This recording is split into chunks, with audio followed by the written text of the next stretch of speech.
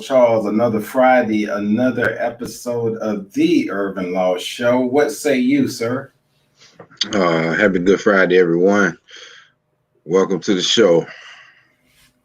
Indeed it is. Look, I'm going to let you open it up today. There's a lot we had planned for the show. We prepared for the show, but a lot has happened today. So I'm just going to kick it over to you to set the tone for today. I have no idea what you mean, Leslie. Are you referring to the Derek Chauvin trial in Minnesota? I'm referring to that. I'm referring to what happened at the Capitol today.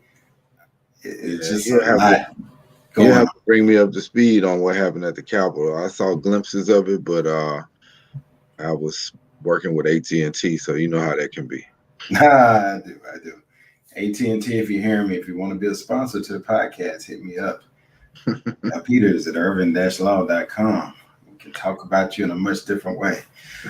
So, listen, there was a lone, as far as they know at this point, with the details that we have so far, there was a lone gunman drove up to the barrier at the Capitol, opened fire. One officer is dead. I will get his name here shortly. One officer is dead, and they killed the attacker. And so, as you know, we're not even 2 months. We're a little short of 2 months of January 6th, and 3 months. Yeah, to January 6th, April. So a little short of 3 months, and we are back here again. And the irony of it is that they just recently, in the last couple of days, removed the National Guard and some of those perimeter forces, because where he drove up to, you couldn't even drive up to just a week ago. So just a lot of questions at this point, but I do want to certainly take a moment to give a moment of silence in a minute, because I want to do justice and give the officer's name as I'm going to pull that up here, and definitely who sacrificed and gave his life in the line of service today. Yeah, I mean, that's tragic, and the tenor and tone of the country, we've been talking about it for quite some time, but it goes with saying again, tensions are high, partisanship, ideology, all those things are in the mix, and you never know what triggers something like this. In the case of January 6th, we can see direct correlations to what triggered it. But some of these randoms, it's an act of violence, but we need a full investigation to find out if it's connected to the same thing that triggered January 6th, or if it's something different. Indeed. And Charles, that officer's name, and I want to get this right, is William Billy Evans, an 18-year veteran of the force and a member of his first responders unit. Officer Willie Billy Evans. Let's give a moment of silence.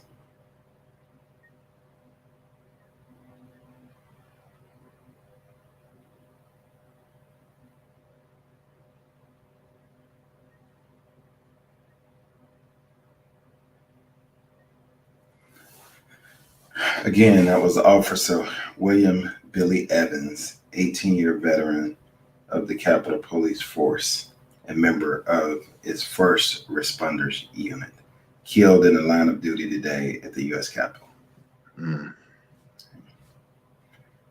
So sorry to hear that. And I want to know more about what caused this, because until we start getting to the root causes, we're not going to get past any of this, any of the acts of violence that we see across the country, from Boulder to Orange City, California. It's a continuation of guns and violence. And so while I see the Republicans in the Capitol putting up major opposition to enhanced gun safety laws, I see 85% of the country agreeing that we need enhanced background checks. You know how hard it is to get Americans to agree at that level on anything? Yeah. Very hard, sir. Very, very hard to do. So I think this is a moment for action, and not reaction, but action. It's long overdue, and it needs to be addressed in the Capitol. I agree. I will, just in a second here, pull up the officers. Well, while you're doing that, I want to switch topics just quickly. Okay. And ask you if you've seen Jim Clyburn's response to Senator Joe Manchin's opposition to getting rid of the filibuster. I have not, so you're gonna have to get me up to speed on that one, certainly. But I can't wait to hear you break that down. Well, I mean, we've talked about the filibuster and its roots in Jim Crow, and my frat brother Jim Clyburn is shooting straight, and he has the seniority and the truth-telling serum to be able to do that. And the short analysis of it is that he told Manchin where the rubber meets the road, and that's that he's insulted by the fact that he would protect the minority of 50 senators instead of protecting the minority voters in the United States of America. It's an insult. And that's a good point. I mean, listen, it's I mean, I can't disagree with anything that Representative Clyburn has stated. I mean, my sentiment exactly. I think that's the sentiment of more of a majority of the people than a minority of the people. And I think it's time that we start moving past and truly moving forward away from Jim Crow instead of circling back to it, which is what I see often. If we look at history, it seems that we just circle back to it and bring it back in a different way, a different angle, a different view, a different optic, if you will. But it's the same old thing. So I think it's time, and I will be excited to see the country for once move forward, truly move forward. So I'm gonna have you dissect that in a minute, and then I also got a couple other things just from the audience that are coming in that we'll want to dive into before the show is over. So, a lot to get into today. So before I do that, though, let me just do this to just a second ago. I want to go ahead and. This is the officer, Officer Evans, that lost his life today in the line of duty. In the line of duty. Trying to protect at the U.S. Capitol. Yeah. All right. Just wanted to get that. So that is that's that, Charles. Now, Charles, here's another interesting story too that we'll dive into later. But coming out of Atlanta, Major League Baseball had a big announcement today. Did you hear about that? I knew it was coming. Yeah. So I'll say it again. You say this often, and I'm going to repeat what you say often. Elections have consequences. That's correct. I'm going to take it a step further and say your vote has consequences as well. That's correct. How you exercise your vote. Not only is it a reflection of your values, it is a consequence attached to it. Yeah. Absolutely. I mean, there's no doubt about it. Is Yeah. So the president comes out and says on yesterday that he's not opposed to Major League Baseball removing the All-Star game from Atlanta, from the Braves Stadium, in light of Jim Crow 2.0 voter suppression law that was passed. right. And today you have an announcement. What's the announcement? Major League Baseball has announced that they will be moving the 2021 All-Star game out of Atlanta. Period. Now, I'm gonna tell you something else. It's gonna be more to follow. They won't be alone. They won't be alone because Atlanta is also a big conference city. Watch what I tell you. You're gonna hear some more news coming of other things moving out of Atlanta. Because let's be honest, when we talk about Georgia and we talk about the major capitalism that happens, it happens in Atlanta. Atlanta drives Georgia as far as the economic engine. So this is just the first of many to come. Oh, you wait until the movies start leaving. Right. All the TV shows that are being filmed in Atlanta right now. Yeah, because it's Hollywood 2.0. Yep. So, like you said, and votes have consequences. Yeah. No doubt. And they should. And they should. If you're trying to oppress someone in 2021, shame on you. Yeah, I agree. But the comment said the Capitol should become a full military duty station. Well, I think they've gotten their recommendations from General Honore. So I think as they act accordingly on that and get each one of those actions items taken care of in expeditiously, then that will help a great deal. Because if I remember correctly, one of the major recommendations he had was strengthen the personnel on the force because they were lacking in numbers. Setting up their own intel unit so that they have real-time intel and they're not relying on one of the agencies, local, state, or federal, to always feed them the intel, which we saw on January 6th fail spectacularly because we're all guilty of it. We all get a ton of emails. If you work, you get a ton of emails. Yep. And so the FBI sending them an email is not quite square on something that big. No doubt about it. Yeah. And so he had many other, but those are two of the things that I remember. He wanted a mounted horse unit. He wanted a quick reaction team with more members, which I assume Officer Evans was a part of the current makeup of the quick reaction team, but they need more. And let's face it, that is the heart of democracy. So January 6th has proven to people that you can penetrate. And so there will be attempts until they show that you will not and cannot succeed.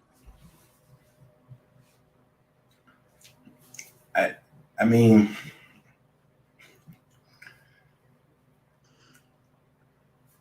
I agree. I mean, I'm just sometimes, it just reminds me of something grandma would say, and they just say, one day. Might not see it, but one day. Yeah. So I think, and I'm interested in seeing what General Honore's recommendations were. I'm sure that'll be coming out soon. They're already out. They're already out. He's already made a full report. Okay. Well, that was quick. That was expeditious. Yeah. So let's see. Let's go to the audience here. The National Guard would be perfect. Let them do annual training there as well as do their weekend training there, which would strengthen the support staff. Yeah, I disagree with that. For the simple fact that it's the people's house. And even though we've had conflict there and armed conflict, what message do you send to young democracies around the world? Because we've got to remember, America is not only just America. It is an example to other democracies. And if you have to guard your capital 24/7 with perimeter fencing and military force, that's not much of a democracy. I was about to say, if you have to do that, do you have a democracy any longer?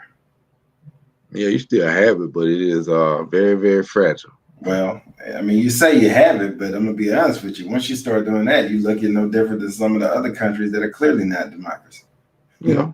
Some that we've even traveled to, where we get out and we see the snipers on the buildings and that. So you start looking like that. I mean, we can say, I'll give you an example. So here's an analogy to that. All right. I can say, and you've heard me say, hey man, I need to lose me 20 pounds next 3 months. And you just get serious about it. I can say that every day for the next 3 months. If my actions don't support what I'm saying, then my results won't either. So I'm with you. I mean, that's why you have to avoid it. Yeah. So come on in, family, join the conversation. So kicking it back, to the title of the show today. I mean, we had so much happen before that we had to deal with before we even got into it. But the Chauvin Trial. Hopefully, I'm saying his name right. You are. What does it mean, Charles? What does it really mean? What can we learn from this? Now, I will be honest and tell you, I haven't been able to watch it. Just to sit there and watch it and really relive that hadn't been for me. But I know you probably have. You probably had your students studying it. So enlighten me. Yeah. So let's back up just one step. Okay. When we say what does it mean, that is a huge albatross of a question. It's weighty because society, the Black community, all of those who've been oppressed in America for a mighty long time are watching this with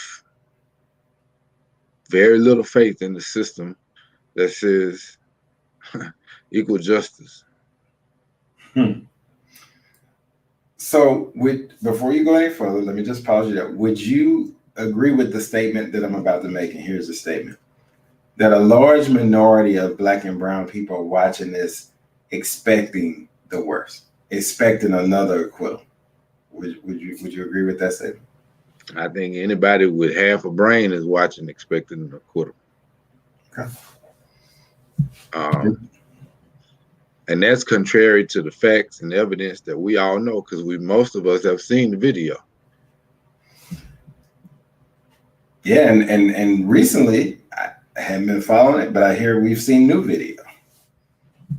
Well, here's where we get into the micro, the minute by minute of the trial, that deals directly with Officer Chauvin, who was fired from the Minneapolis Police Department. And those TikToks are like this, Leslie. Defense. So in order to answer that, we have to talk about what it means to prosecute a case, meaning the state bringing charges against him, and what are the duties and responsibilities of the defense, the attorneys that are representing Mr. Chauvin. All right. The entire burden of proof is on the state.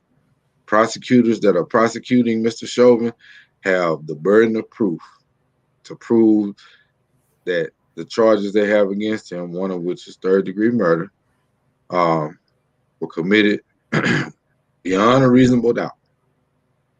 Now, I will tell you that Minnesota has what I think may be the key to the case, and that is they're one of the states that has an exception on the cause of death. It doesn't have to solely be at the hands of Officer Chauvin. So that gives the prosecution some leeway, and it gives them, I would say, if we're using analogies, it's the difference between a one-way street and a 3-lane highway. One way, you're not going to really be able to maneuver. You got to go that way, do what the signs tell you. 3-lane, you can add a little bit more zigzag to get where you're trying to go. Okay. And you can see that throughout the theme of the case that the prosecution is putting on. And that's why you see other angles of video, because what they are doing is they are proving their case brick by brick and taking away the defenses. They're taking away the angry mob, because that's one of the things that the defense has been harping on, is that, well, he did what he did because he had to keep a watchful eye on the angry black mob. They're taking away the defense of drug overdose by having his significant other, his girlfriend, Courtney Ross, get on the stand and testify to how vigorous he was. He worked out every day. He lifted weights. And yes, he had an opioid addiction. And she was very honest with speaking to the struggle. And then they did something that you don't always see, Leslie, and that is this. They are putting members of the Minneapolis Police Department on to testify as to what excessive force is and why it's relevant to this case, and did Officer Chauvin cross the line. And they're doing that for this reason. And I find it fascinating. And I think it is a welcome addition to this trial that you have someone from the same police department that he was a member of saying, yes, he crossed the line. Because psychologically what that does is it lets the jurors know that, no, we're not against all police. We're against this rotten guy. Yeah, I mean, I'm cautiously optimistic, but it does speak volumes when your own is saying, no, that's excessive. And I can't recall ever seeing that before. It's been a long time. It's usually outside experts, which causes the defense to have the ability to throw fake temper tantrums. Right. And I think the question was posted, why not first degree murder? It's different standards for every charge. And third degree is closer to gross negligence than first degree, which is pretty much premeditated. You had right. That's a plan of action, and you knew Mr. Floyd prior to, and you were executing your plan against him. So it's a big difference between those charges. But one of the things, go ahead. I'm sorry. No, and then the other thing you mentioned was the different angles. But what they're doing with the video is this, and you're a tech guy. Think about it from a technical perspective. If all I have is one view, then the people that are arguing the opposite position can say, well, wait, this is what was happening from the view that you don't see. So they're removing all of that by saying, okay, here is the testimony of the minor who shot the whole video showing what Officer Chauvin and the other officers did in killing Mr. Floyd. But also, here's the vantage point of each officer's body cam so that you can see what was happening from their viewpoint, which takes away the defense of the angry mob and self-defense, because every person that has testified that was out there on that street, young and old, as young as 9 years old, have said that in their own way or their own actions on the stand have demonstrated that they have survivors' guilt, because they all felt helpless and they all wished that they could have done more to save George Floyd's life. But they couldn't, because the ultimate authority in the Minneapolis Police Department was there killing Mr. Floyd. As one of the young men said, I called 911 on the police because I felt like I was witnessing a murder. Wow. Think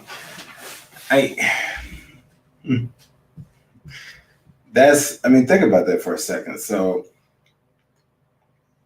the very people that you would call to protect you are the people that you are afraid of in that moment. And that's been spoken over the years in a lot of different ways. It's been said millions of times. And I think we're just starting to really hear that. And that's been a sentiment from certain populations, certain neighborhoods for a long time. And it's true. Look, the reality is, from that vantage point, You think about what he just said. I had to call the police on the police. That's correct. That's huge. I mean, to me. Now I know you're not trying this case, but when I go back to the question why third degree and not first degree, um, it seems to me that first degree. I mean, it seems to me that the prosecution took the best approach because first degree seems to me would be a lot tougher to prove. Um, and then it really wouldn't be, it's almost like you said, premeditated. He maliciously, that was the result he wanted to create. Right? You know, when you premeditate. Well, it goes further than that. It goes further than that. Not just malicious, because there are laws on the book to cover malicious behavior. That's a lower scale. Premeditated is I have a plan and design on his life coming into that stop. I know him. And I think it's been proven that they did know each other, right? I don't know about that part. I don't want to speculate on that. I got it. But the charge is third degree. Yeah. We agree. Okay. Out of all the ones we've seen, and we've seen too many, and all the things you've seen from your perspective, just your viewpoint and what your experience has been, do you think that we have any higher possibility of seeing a different outcome this time around? The evidence is there. It's crystal clear. Yeah, but the evidence is always there. The evidence has been there before. So yeah, that doesn't answer your question. So I would say look at historical precedent. There's a chance, and for that you need to look at the jury makeup. This jury is younger. It is more ethnically diverse. It is balanced, male and female, and so that creates the possibility of actually securing a conviction. But historical precedent will tell you that trying a case against a police officer is one of the hardest things that you're going to do, and likely you're going to lose.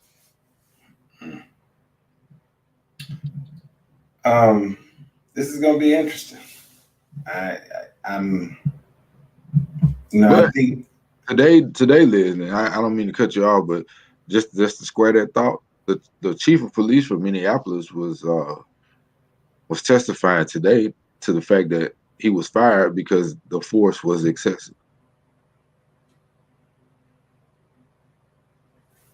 Wait a minute now.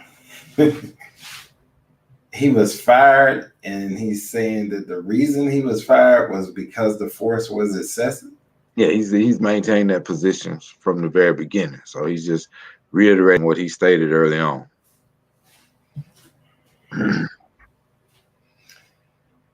Interesting. Come on in, family. I'd love to hear your thoughts on this one as we all watch. Well, some of us watch, some of us read, some of us do both, but we're all aware of what's going on right now regarding the trial for the accuser of killing George Floyd.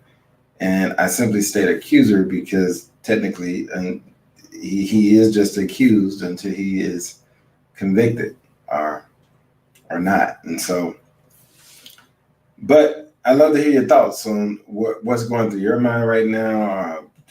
Are you thinking that this may lead to a conviction? Are you thinking this may be another acquittal? Or are you kind of in the middle? Do you have any different feeling on this one than you've had in the past? Just trying to gauge. So just hit us up. Let us know what you're thinking.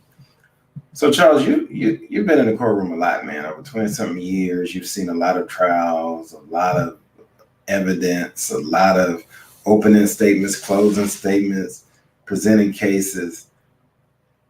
You've broken down some things that are new to this, new caveats, things we don't typically see that are different. How do you think, is this the first time you've seen these things, number one? And number two, based on the makeup of the jury and the new approach, do you think it might have any greater impact?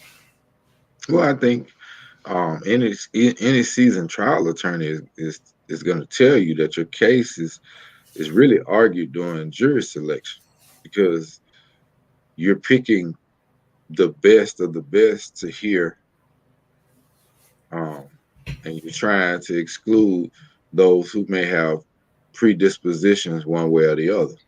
And so they did a good job in getting the jury selected. And they have done a good job of preparing their witnesses, because you can see in the pool reports that are coming out is that the witnesses are connecting with the jury, um, maintaining eye contact, small things, maintaining eye contact, being emotional when emotion is necessary, and not just, uh, you know, being robotic. And this trial is a little different because not only do you have the act on camera.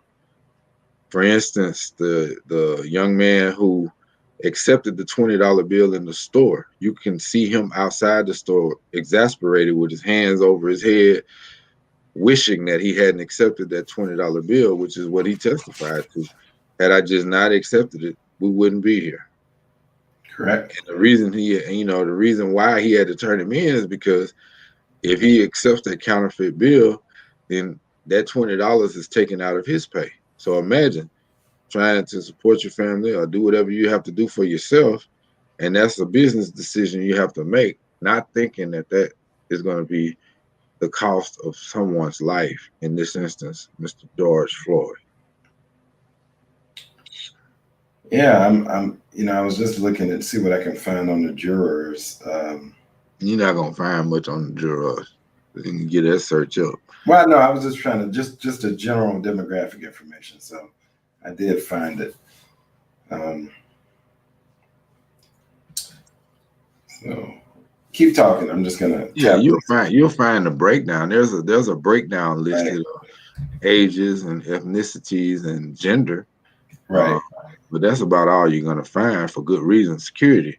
I mean, No, I absolutely agree. So the range age from 20 to 60s. Mm-hmm. Yeah, which is good. Yeah, which is good. You need those young voices.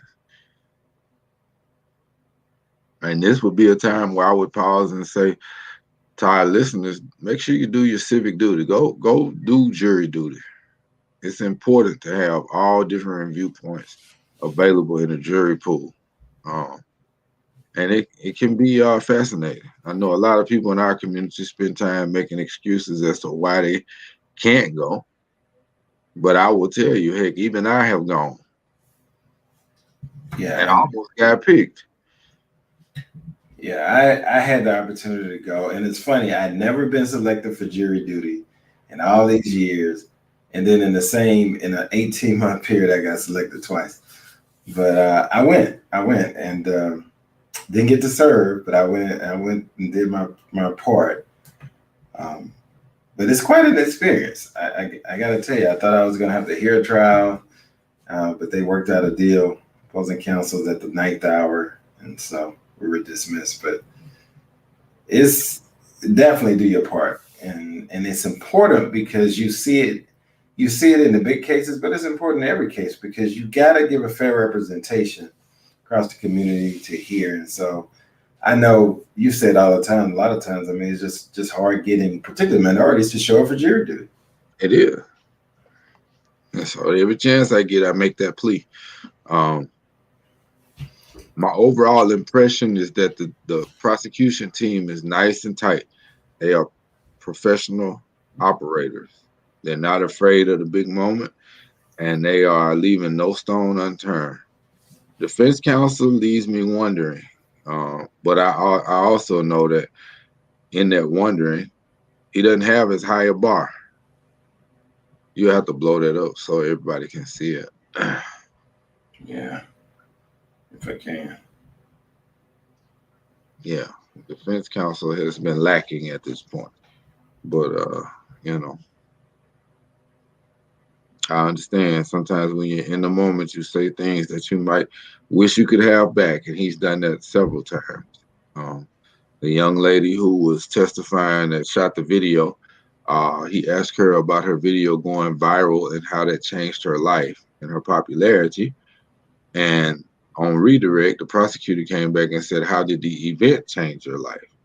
So that's leaving a lane big enough for two Mack trucks to walk through. And of course, when he asked that question, she broke down because, like she said, I have a father, I have black brothers, uh, and I know I have uncles and people in the community, black men.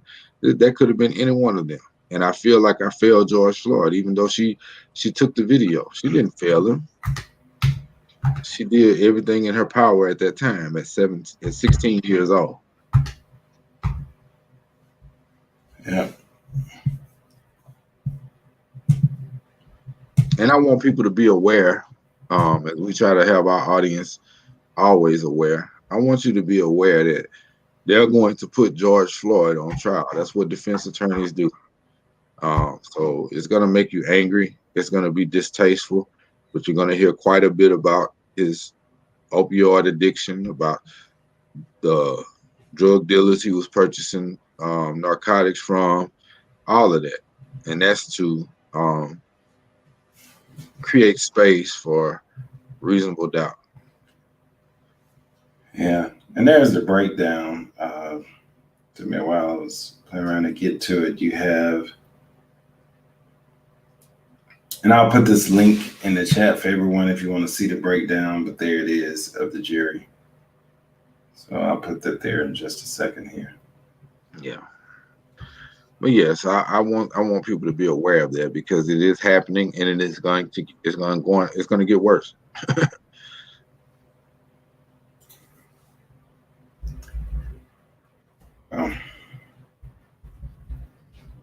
I mean, I know they're calling a bunch of witnesses. I mean, a lot. And a lot of people that I wouldn't have anticipated initially. But I mean, you can definitely see the effort they're putting into this case.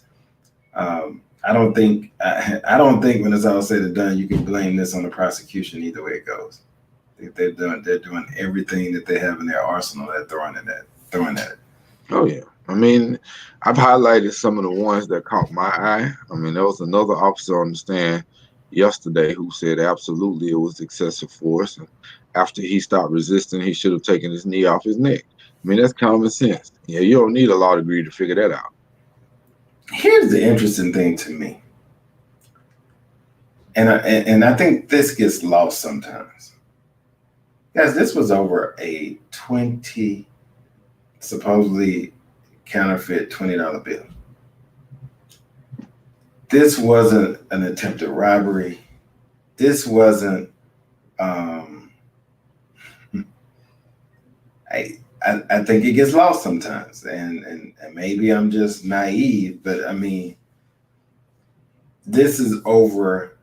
I think it's a $20 bill, and the reality is, as many years as I spent in retail early in my career, dealing with the same issue, I've never seen it escalate to this.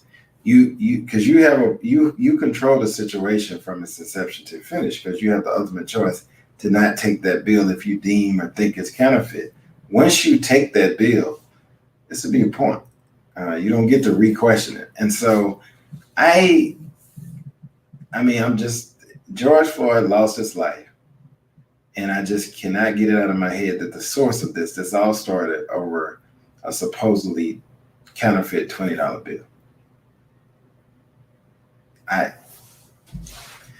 So I don't see how the force, to me, and again, I'm not law enforcement, don't have any experience there, just looking at it with a layman's eye. I do know retail, though, but the force in no way matches this potential crime or alleged crime. Well, let me stop you right there. Go ahead.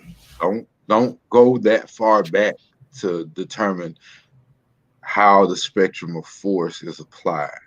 Okay. It's tempting to do that, but we want to have everything decent and in order. Okay.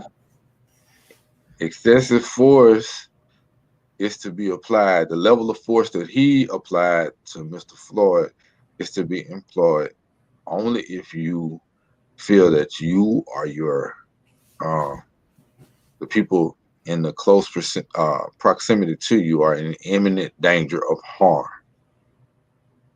So don't go all the way back to the store, because they actually pulled Mr. Floyd out of his vehicle and put him in a police car, and then pulled him out. So you got to focus around that, not the $20 bill. I understand what you mean. And, because if you focus on the $20 bill, that's really a citation and deal with it in court. Right. But right.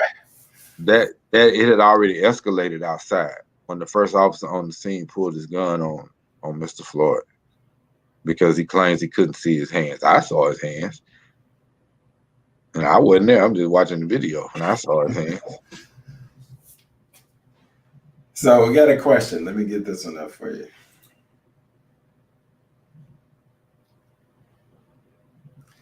Is there a lawsuit added to this suing the police department, or just convicting the police officer?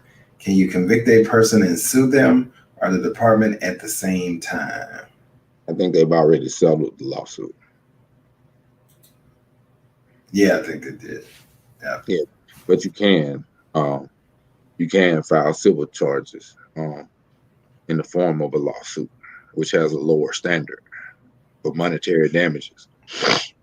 Yeah, because the standard for can you just clarify the different standards in those two, in the civil case versus the criminal case? I don't think we need to get that far off into the weeds. Okay. Criminal is beyond a reasonable doubt. Civil cases have a lower standard than that. That's the easiest way to say it. Gotcha.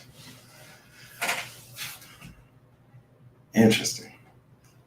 So Charles, in all of this, I know you got impressionable minds, and I think about that as you instruct and you teach in the world of criminal justice, and I'm assuming, and correct me if I'm wrong, because that's not my lane, but I'm assuming that you guys tackle these types of issues that is dealing with criminal justice. So what have you heard from the millennials in their viewpoint on this? I mean, they ask a lot of questions because they understand the gravity of the moment. But you have to keep in mind, like I was telling you earlier when we were talking about the show, those people may have heard references to other things, but there was enough stuff in 2019 and 2020 that they're locked in and they understand what's going on. Yeah. And they understand the stakes, they understand the disparate treatment, they understand all of that, and they have a nuanced understanding of it, and it makes them angry, as well as should. Yeah, no doubt. I think we've been looking at it, and that's why I said earlier, let's take a step back, because we've been looking at the political ramifications. How do we get from the individual accountability of Mr. Chauvin to actual laws and governance that account for systemic and institutional racism inside of police departments, so that we can stop the killing? And it's got to be bigger than training. It's got to be bigger than that. It has to be all the way back to when you decide to hire someone. Because at this point, we know more training is not necessarily the answer, because it keeps happening all over the country. Yeah, so let's And I can't give you a prescription as to what it takes. No, I'm not. Because if you could do that, you would have solved the problem already. I'd have my Nobel Peace Prize. Right.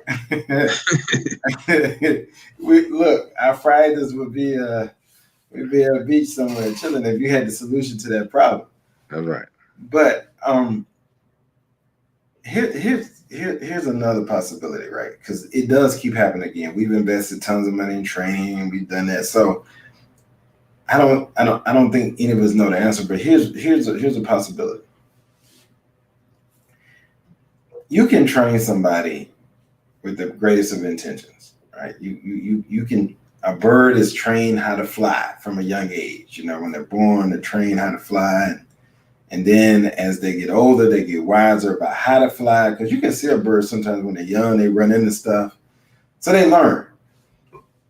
My question is, once you train a person and then you put them in an environment, there's this thing called organizational culture, which is the culture of the environment that they're in.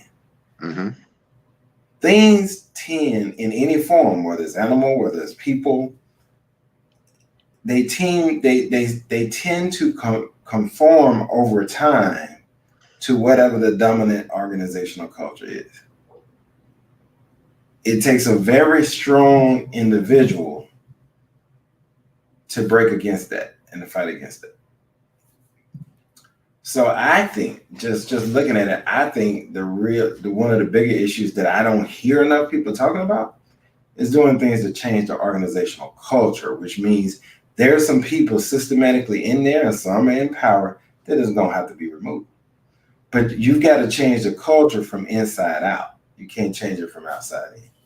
You're gonna have to remove some things. You're gonna have to take the weeds out and just leave flowers so that you can change that culture. But you gotta get the weeds out. And I think I haven't heard anybody saying that. And I'm gonna go way back. I haven't heard him. I didn't hear him saying it when we were coming up. I haven't heard him saying it after any of the incidents. And we've had years to get this right, and we're still in the same position because I don't think we're attacking the culture of our organization to change that. So therefore, we train you, we put you in this culture. We don't ever change the culture, and over time, you assimilate to the culture. Well, I'm going to challenge you on that because as an academic, there are copious amounts of studies and empirical data that speak exactly to what you are describing. And a lot of it, and I don't want to dump on field training officers, but if you know anything about police departments, that's the person who is giving officers their field training.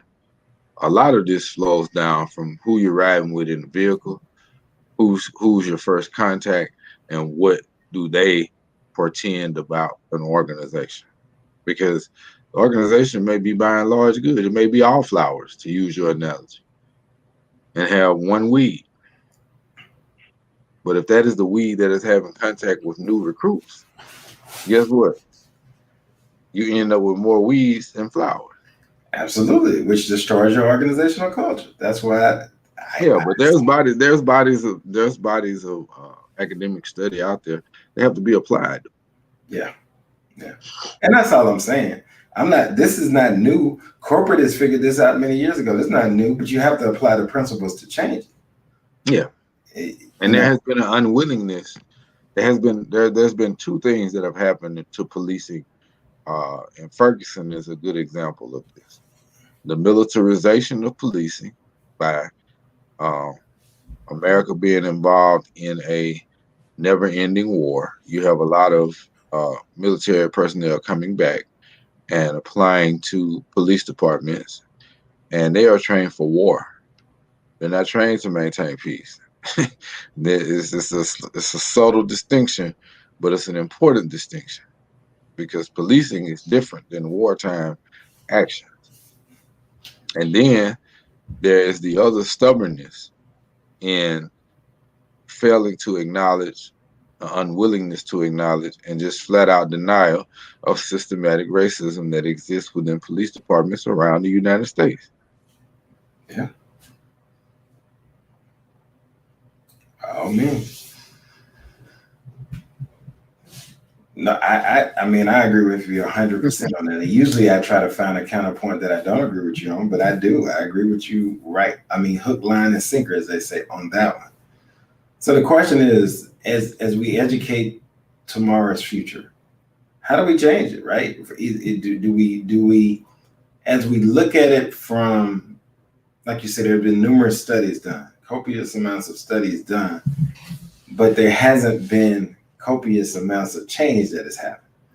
So just from from my understanding and research in the area, if you look at Waco and the Branch Davidian and what happened with David Koresh, that was the beginning of the militarization of the FBI special response units. It filtered down to the local. And that's not a knock on military personnel because they protect us. We support them. But you've got to retool their training to fit the times and the job that they're doing for the police department. Right. No, right. Absolutely. And so if Waco was in the 80s, so imagine how much has happened and how many grants have come across to provide those Bearcats and all those military vehicles and all the different things that make police departments look just like they are military force. Yep. A lot of it is presentation to the community. Waco was in the 80s. King was in the 90s. Rodney King. There Well, have been countless others. different flavors. I wouldn't put Different it. flavors. I wouldn't put That's it my in. point. I wouldn't If put we it were in. doing, Yeah, but I wouldn't put it in because somebody may be watching this, and then when they pass that information along, that's gonna not square. okay, so let's clear it up. Yeah, all I'm saying about Waco is that's the beginning of us being able to pinpoint militarization of police forces. That doesn't necessarily line up with what you're about to say about King and all the rest of the racially motivated issues. Yeah, I agree. That's two different things. Yeah, that's all I'm saying. I mean, I Yeah, get your point. So that's two time horizons. One is the militarization timeline, and the other is the systemic racism and the killing of Black people for no good reason. gotcha. Man, we covered a lot today. A lot of heavy stuff today. Let's say there's a future student out there that's thinking about majoring in criminal justice. You may soon see in one of your classes. They're in high school now, and they're looking at all of this. What do you say to the future people that go in the field that you have gone on to love, Charles? Because I know you all your life, so I know you started down another field path. So, and then you fell in love with this one. So, what do you say to I those would future say I students? would say go for it because your voice is needed. The more diverse your police departments and federal agencies, the better it will reflect upon the community. People respond to people that look like them. There it is. And if you don't have those voices in the room, how do you know how to respond? There it is. But Charles, on a lighter note, as we wrap up the show today, this is a special weekend. It happens usually once a year. It happened twice in 2021. But for football fans out there, particularly HBCU football fans, this is a big weekend. Boombox with no box. Boombox classic without the boom box, but without the jukebox. The boom will be there. The box Without the jukebox. Yes, the boom will be there. Yeah. And they will be loud. But I know we have a few of those Jaguars from Jaguar Nation, and they probably not watching the show today because they probably already driving en route to Jackson. But what say you, man, about this weekend? What does Jackson State have to do to be successful this weekend? Be disciplined, be fast, be tough, be persistent. Believe in themselves. We have all the talent that we need to win right now. But we have to be very disciplined in what we're doing. And here's a cautionary tale of Jackson State fans, and I'm going to say it out loud. Coach Prime has been on the job all of a few months. Give him time to build his ethos into his players. I'm a tried and true Jacksonian. And one thing I know about Jacksonians is if you lose 2 games, now you're on the hit list. You know how that goes, right? Yeah, but give him time to build the program. It is his first year in an abbreviated spring season. And he just rolled in December. So give him a chance. And just be mindful that the team that you see now will be reshaped slightly. Yes. I agree with you. Terrence, I agree. If we play Jackson State football, we'll win this football game. That's it. I We agree play with our that. game. We I agree control. with that statement 100%. We'll win this football game.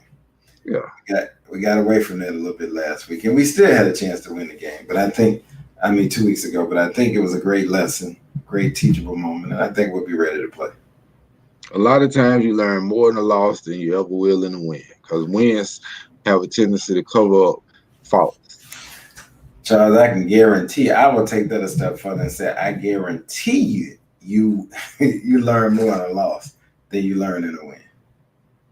You don't learn much in a win, man. You really don't. No. So we'll find out what they're made out of. Here's the one thing before we get off the air I wanted to ask you about, because I keep seeing this. Yeah, I think they're gonna bring a large crowd. I just want everybody to be really safe. I won't be in attendance because of COVID. Dr. Fauci hadn't given me the go ahead just yet. He keeps saying, "Please, you wait." I'm gonna do what the man says. I'm just as fatigued as the next fellow, and I don't usually miss Boombox Classics. I just don't. No, that's not the one you want to miss. No. So, but I am going to sit this one out and watch it on ESPN, national coverage.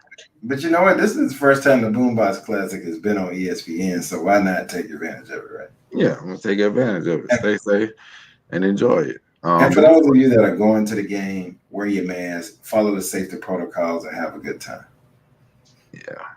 So this is what I want to ask you about before we get out of here, because I keep hearing it, and I feel like we need to have this discussion. Okay. Jackson State football stadium. Okay. All right. There's a whole debate going on in one of the chat rooms that we are part of about ownership of the stadium. Yep. I want to make sure we say this on the record so our people are in the know. Jackson State does not own that stadium, because in order to own something, you have the right to sell it. You have the right to do whatever to it. We have exclusive use of the stadium. We have management of the stadium. If somebody wants to use the stadium, they can pay us to do that. But all of that routes from Jackson State to the Department of Finance. We need our own stadium on campus so that we can stop. We've been busing. We spend more money on buses over the years than probably anybody in the history of sports. No doubt. And not only that, and even if you think about when we were in school, you not only do you have to bus the athletes, you got to bus the students. Yeah, every student has a car. You got to bus the man. Anybody that's going to that game has to ride a bus if you're on campus and a part of something. Yeah, and here's what I can tell you: if you are on campus, you are not walking to Memorial Stadium. That is quite a walk. Yeah, that's not a safe walk, and it's too far. That's not practical. No. So that means if you're in a car, you have to pay for parking. Right. Yeah. And so here's the other thing I want to say about that, because our fans like the size of the vet. Mm-hmm. And I can assure you that if it was an HBCU game and it had major attendance records, I was there. I was at the Alcorn Valley game when it was 64,000. I was at McNair's last hurrah when it was 62,000. Alcorn Jackson State Soul Bowl. Mm-hmm. I was at those games. I was at games in the. I've been going to Jackson State games since I was a little boy, probably starting at 2 years old. We probably went to all the same games. Yeah. Yeah, I've seen, if it was a major HBCU sporting event involving Jackson State, chances are I was there. We don't initially have to build a 60,000+ seat stadium. No, in fact, I would be totally against it, because in the business world, you always want to create the dynamics of supply and demand. Mm-hmm. And that way, the stadium can build itself. And I will give you a prime example of this. Bryant-Denny Stadium, University of Alabama, the most storied football program in the history of college football, did not build the stadium that they play in now when they built that stadium. Nope. They did not. How do I know this? I've been in that stadium many times, and it used to be a 50,000 seat stadium. Now it is a 100,000 seat stadium. Yep. That means that over the course of many years, they have added on to it. But when they add on to it, those additions are already paid for. And I think that's the message, right? Is build a stadium. And let me talk a little bit more about supply and demand. And people don't want to hear this, but here's the reality, right? You build a stadium, you have a limited amount of supply, but then you can build some amenities around. You build higher ticket seats, suites, and stuff you can get people to pay for that's going to have more value. You build a smaller size, so now you have more people have to buy tickets. Because if we really look at it, how many of y'all buy tickets? Walk up day, last day, you're buying your tickets, you go to the game. You don't buy season tickets, because if we bought season tickets, we wouldn't have a money issue anyway, because the games would already be sold out whether you came or not. So I think when we look at the business side of it, you build a stadium that has the ability to add on and expand. Exactly. So you make sure you got the land around it, you make sure you got the things around it, and you build it in a way where you can expand it. And you fill it out and you sell it out. Make getting a season ticket so competitive where you literally gotta go. You gotta, if you miss the deadline to renew, you might have a problem.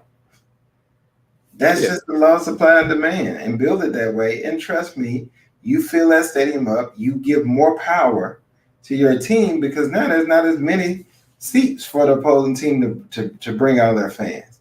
There's a way to do it. And look, I go on record, everybody know I don't have any love for Southern. I don't. But if you go down to Southern, you will never occupy the majority of the seats and match their crowd, because they're not going to sell you that many, because they don't have that many to sell.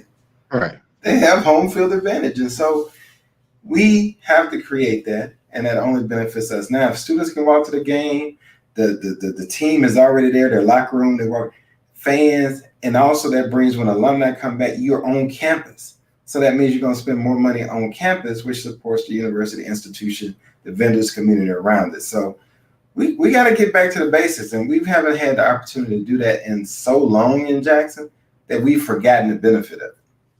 Yeah, and I think the last stadium idea of a dome stadium was a flop, because to me, the amount of money it takes to maintain, to maintain the roof of a dome, that will eat up all your revenue. Right. Make it an open air stadium. Give yourself a good tailgating area. Make sure, since we're building a stadium, make sure you build it so that it enhances all of the history and pageantry that is Jackson State. You need ramps for the boom and the J6. Right. And you need at least 35, 40,000 seats to begin with. Yep, you need it. Yep, you do. But you also need those suites that you're talking about. You need an enhanced tailgate area. Think Duty Noble Field in Mississippi State. When they rebuilt their baseball field, they reimagined the tailgate area, because that's one of the traditions for their baseball fans. We have to do those things. Yeah, and let me tell you something else you do. You build immense technology in that stadium that enhances the game day experience of your fans, to where you can order your concession stuff before you walk down there and just pick it up and it's ready to pick up, so you have to wait in line. You can do some build your Wi-Fi infrastructure, partner with a partner and build your infrastructure so that you can literally stream and tweet out and do all those things you need to do in a game. Build those game day experiences, which is going to turn into more revenue for you, because you've enhanced the experience at the game. Make sure that the locker room facilities and all that, where your players are going to be, your recruits are going to come, that's state of the art. But you don't need a 60,000 stadium. Now, Jackson State does need about a 40,000 seat stadium.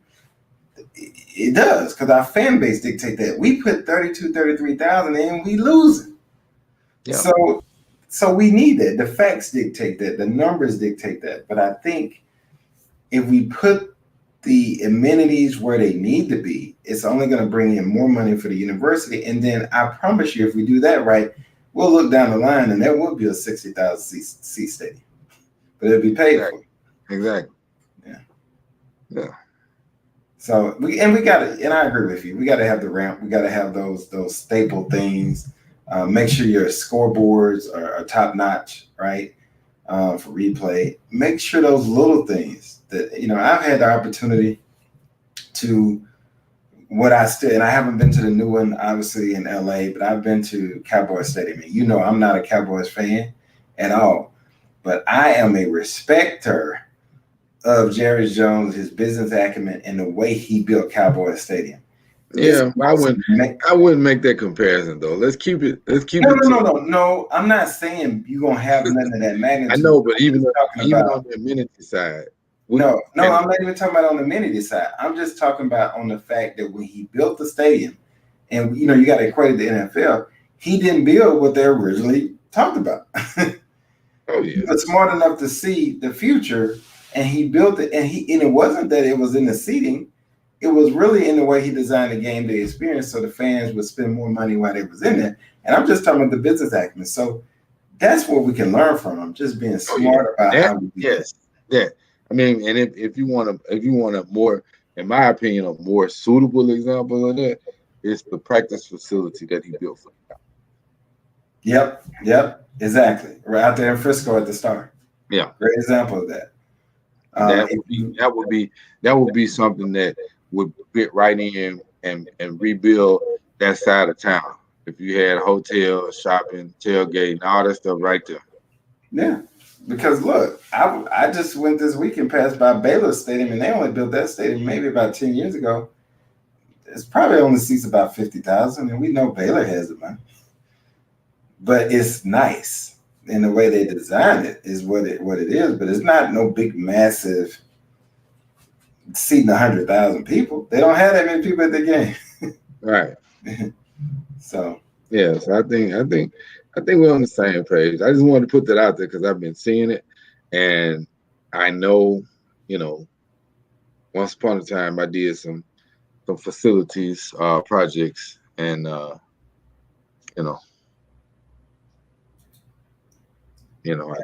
think it is important that we talk about size, fit, and what needs to be there, because it takes a lot of money to build a stadium. But we have to, and then the other thing I would say is to our alumni, stadium is not going to be free, and the state is only going to front so much money. So get ready to roll out your pocketbook.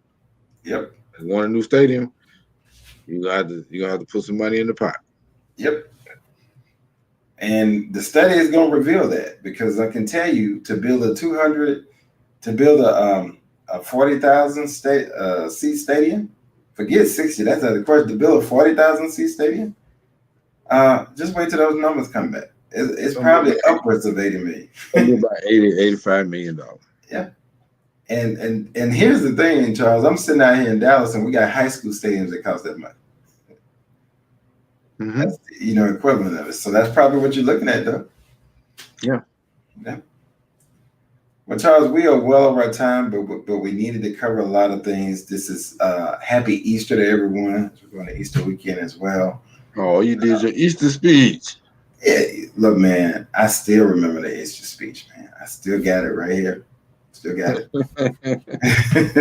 It was drilled into me, They wouldn't let us take paper up there. The old school teachers, Sunday school teachers, they didn't believe in you taking that paper up there. You better memorize that speech. Oh, yeah.